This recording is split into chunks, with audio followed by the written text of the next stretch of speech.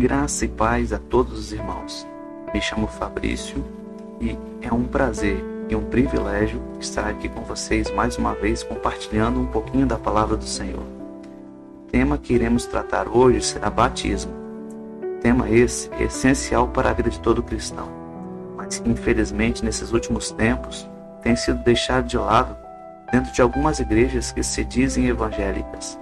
Algumas delas, na verdade, estão mais interessadas no que o fiel tem no bolso e nas carteiras do que propriamente na alma deles, acabando deixando esse assunto de lado e focando em temas que massageiam o ego e a carne, criando assim cristãos carnais e apáticos.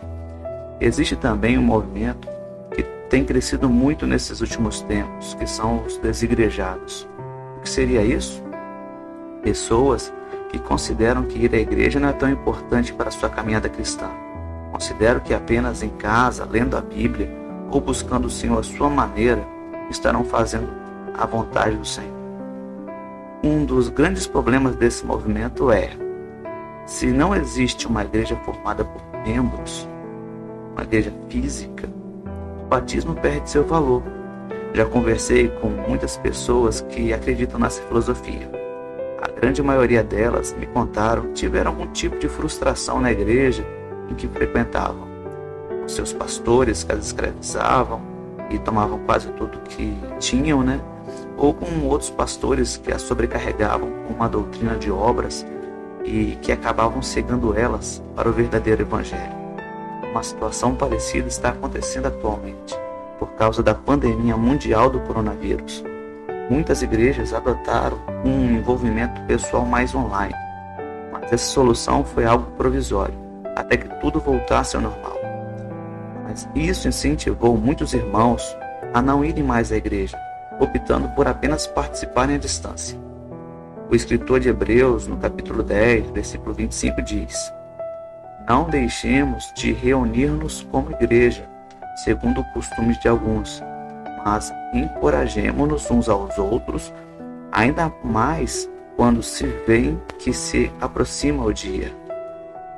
Meus irmãos, essas coisas e outras mais não devem ser empecilho para frequentarmos uma igreja ou encontrarmos uma igreja que prega o verdadeiro evangelho. Eu mesmo, no início da minha caminhada cristã, passei por tudo isso e muito mais, mas agradeço a Deus por todas essas coisas que passei, pois me ensinaram o que devia saber hoje, para poder ajudar quem está passando por situações parecidas. Nesses poucos minutos que estaremos aqui, pretendo mostrar o quanto o batismo é importante para os novos convertidos e também para nós que já estamos há algum tempo nessa linda caminhada. Convido você a ficar até o final desse vídeo. Caso goste, compartilhe, pois Deus também quer te usar.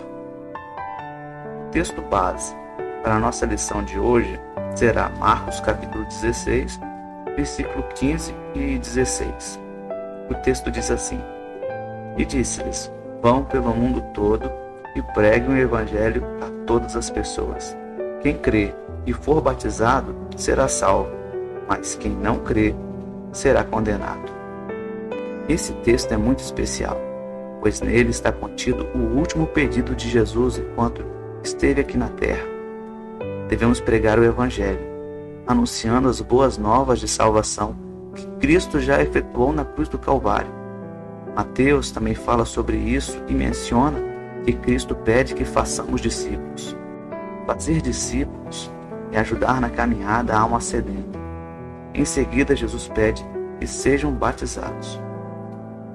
Naquela época, o batismo não era algo novo em Israel.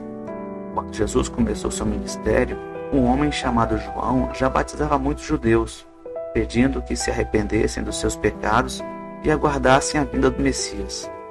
Marcos capítulo 1, do versículo 4 diz assim: "Assim surgiu João, batizando no deserto e pregando um batismo de arrependimento para o perdão dos pecados." Muitos conheciam João e o tinham como um grande profeta. Alguns até pensavam que ele poderia ser o próprio Messias, ao ponto das autoridades judaicas terem receio de contrariá-lo. Mas ele era aquele sobre quem estava escrito que viria para preparar o caminho para o Salvador. O próprio João disse: Eu os batizo com água para arrependimento, mas depois de mim vem alguém mais poderoso do que eu, tanto que não sou digno nem de levar suas sandálias. Ele os batizará com o Espírito Santo e com fogo. Essas palavras estão registradas em Mateus, capítulo 3, versículo 11. No início do seu ministério terreno, Jesus foi ao encontro dele para ser batizado. Não que Cristo precisasse se arrepender de algum pecado, pois Jesus, o Cordeiro perfeito, não cometeu pecado nenhum. Então você poderia perguntar, por que Cristo foi até ele então para ser batizado? Talvez por dois motivos. Primeiro, Jesus precisava se revelar a Israel. João capítulo 1, versículo 29 a 31 diz o seguinte: No dia seguinte, João viu Jesus aproximando-se e disse: Vejam, é o Cordeiro de Deus, que tira o pecado do mundo. Este é aquele a quem me referi, quando disse: Vem depois de mim um homem que é superior a mim, porque já existia antes de mim. Eu mesmo não o conhecia. Mas por isso é que vim batizando com água, para que ele viesse a ser revelado a Israel. Até aquele momento, Jesus ainda não tinha se revelado a Israel. O batismo foi o ponto inicial em seu ministério. As pessoas que estavam no Jordão sendo batizadas por João estavam ansiosas, aguardando o Messias prometido. Inclusive, os dois primeiros discípulos de Jesus tinham sido discípulos de João Batista. Os nomes deles eram André e João, o evangelista. O segundo motivo era para que seu batismo fosse um exemplo para nós. Jesus nos deixou apenas dois sacramentos, que são o batismo e a ceia do Senhor. A primeira coisa física que a pessoa deve fazer, depois de ser aceito por Jesus e se render ao seu amor, é mostrar ao mundo o pacto estabelecido entre ele e Deus. Esse pacto é simbolizado pelo batismo. O batismo é um símbolo daquilo que já aconteceu em nossas vidas, que seria a nossa morte para o mundo e nossa vida para Deus.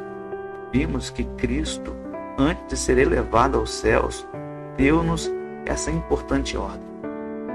E o que fizeram os discípulos? A igreja de imediato cumpriu essa ordem. Em Atos capítulo 2, vemos o Espírito Santo descendo sobre os discípulos no dia de Pentecostes, capacitando-os para fazer a obra do Senhor.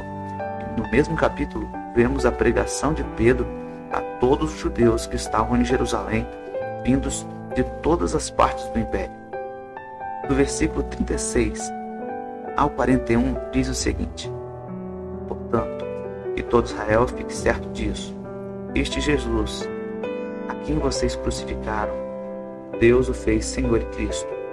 Quando ouviram isso, seus corações ficaram aflitos e eles perguntaram a Pedro e aos outros apóstolos: Irmãos, que faremos? Pedro respondeu: Arrependam-se e cada um de vocês seja batizado em nome de Jesus Cristo para perdão dos seus pecados e receberão o dom do Espírito Santo. Pois a promessa é para vocês, para seus filhos e para todos os que estão longe, para todos quanto o Senhor, o nosso Deus, chamar. Muitas outras palavras os advertia e insistia com eles: salvem-se dessa geração corrompida. Os que aceitaram a mensagem foram batizados, e naquele dia houve um acréscimo de cerca de 3.000 pessoas. O texto diz que a multidão ficou aflita, porque tinham entendido quem era Jesus e aceitaram em seu coração o sacrifício que ele fez na cruz do Calvário. Pedro fala que através do arrependimento deles, teriam o perdão dos seus pecados e receberiam o Espírito Santo. O versículo 41 conta que os que aceitaram a mensagem foram batizados, e naquele dia houve um acréscimo de cerca de 3.000 pessoas. Isso não mudou para nós, meus irmãos.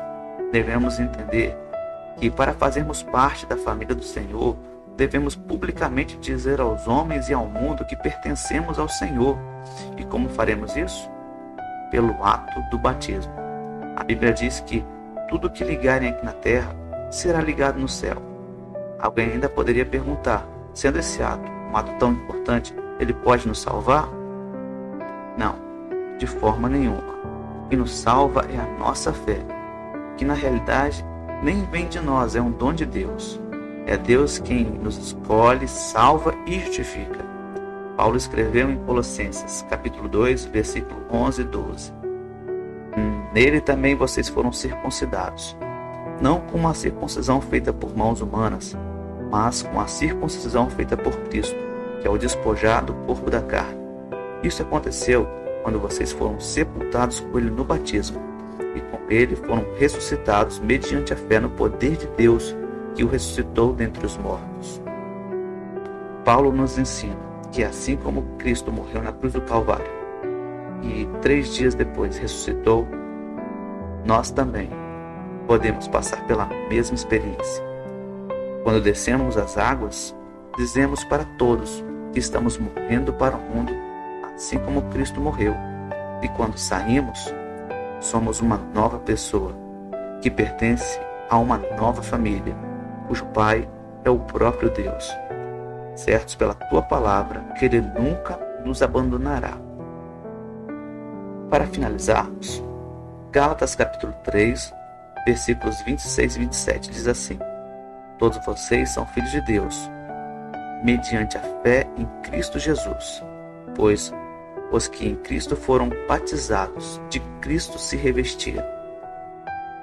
O apóstolo Paulo diz que a fé nos torna filhos de Deus, e aqueles que se batizaram se revestiram de Cristo. A presença do Senhor é sempre constante em nossas vidas para nos auxiliar e para nos dar força nos momentos de dificuldade, pois uma coisa é certa: no mundo teremos aflições, mas Cristo venceu todas elas. Ele está sempre ao nosso lado para nos dar a mão quando precisarmos. Gosto muito de lembrar de uma situação que aconteceu quando os discípulos estavam atravessando o mar da Galileia. Uma forte tempestade de repente sobreveio sobre eles no barco, e avistaram um homem andando por sobre as águas. A princípio não reconheceram quem era, mas logo perceberam que só poderia ser Jesus. Pedro pediu que fosse até o encontro dele, andando pelas águas. Pedro, cheio de fé, começou a caminhar. E em meio à caminhada, as distrações da tempestade o fizeram afundar. Ele clamou por socorro, e Jesus, de imediato, estendeu a mão a ele e o salvou. Esse fato exemplifica muito nossa caminhada cristã. Pelo caminho, vamos ter dias que estaremos cheios de fé e coragem, realizando a obra do Senhor com um coração cheio de alegria.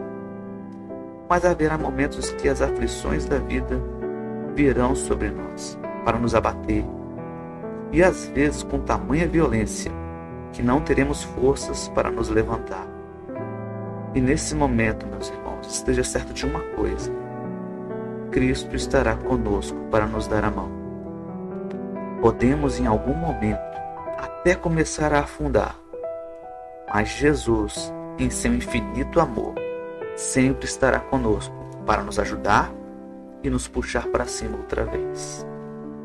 Amém, meus irmãos.